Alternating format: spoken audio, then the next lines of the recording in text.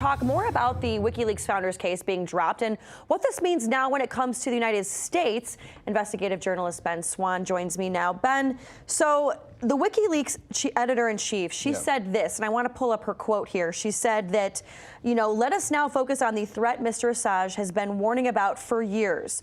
The prosecution of the United States and the threat that it poses to the First Amendment.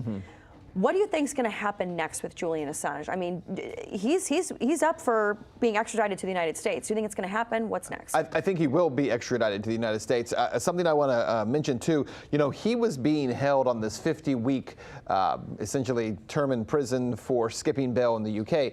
But that's actually expired. He's not supposed to even be in jail right now. Under UK law, he was supposed to serve this basically punishment because he ran off, but he served it.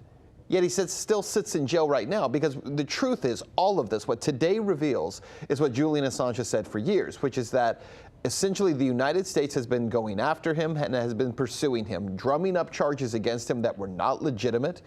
He had always claimed that this charge against him of rape in Sweden was a false charge. Viewers might not remember, but the reason that Julian Assange spent 9 years hiding in an Ecuadorian embassy wasn't because the United States was at that time threatening to extradite him. It was because Sweden was trying to extradite him on a rape charge. And so a lot of the detractors of Assange have said for years, oh, he's a rapist, and why would you support someone who's a rapist? He's not a journalist. But he has claimed that those were trumped up charges in order to essentially punish him, that the U.S. was using another country to do that.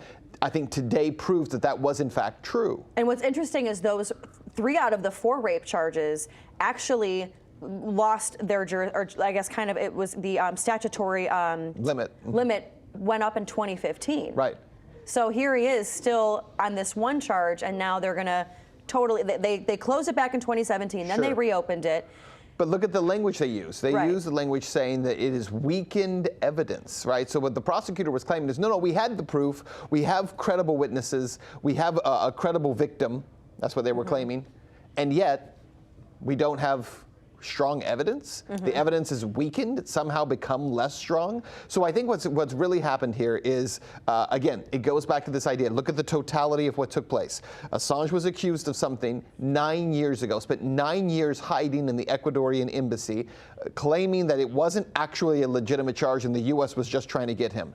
Then over time, as he stays in that embassy, suddenly the Ecuadorian government, after receiving a massive amount of money from the U.S. government, a massive number of loans in the billions of dollars, decides that Julian Assange can no longer stay there and removes him. He now goes and sits in a jail cell to pay a punishment of a 50-week charge of skipping bail, and yet now he still sits there. So what does it all come down to? Simplify all of this. The United States has said we will punish Julian Assange for publishing information that was completely truthful but embarrassed the United States. And therefore, they're going to ultimately extradite him to the U.S. and ultimately punish him for it. I think on some level, maybe they're hoping he just dies in prison right now before he even has to be extradited, because either way they win if they do that. And right now, he's not doing well. His health is very poor. Right, and even the editor-in-chief of WikiLeaks, I called him a she before, it's actually a he, my apologies. But, it truly has been the year of the whistleblower.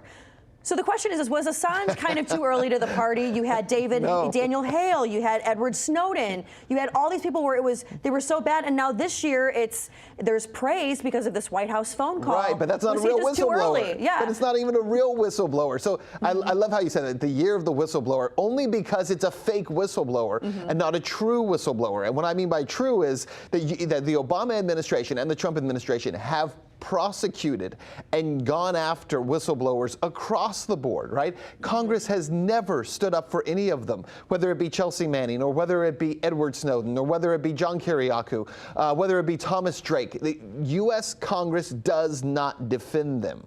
Ever. And yet we sit now with this impeachment hearing that's going on even today, where if someone asks a question that gets close to the whistleblower's name, members of Congress are outraged and say, we can't even mention it. Julian Assange isn't even a whistleblower. He's a journalist who published information provided to him by whistleblowers. And for that, he's being punished. And we'll see where this happens and what the U.S. is going to do in the next step. So Ben, thanks so much for talking to us. And we'll see you again on Boom Bust today at 4 p.m. Absolutely. Farron, thank you. Hey YouTube, thanks for checking out our channel. We hope you enjoyed the video. We have tons of content for you just like this. For more of RT America's one-of-a-kind news and analysis, be sure to subscribe and never stop questioning more.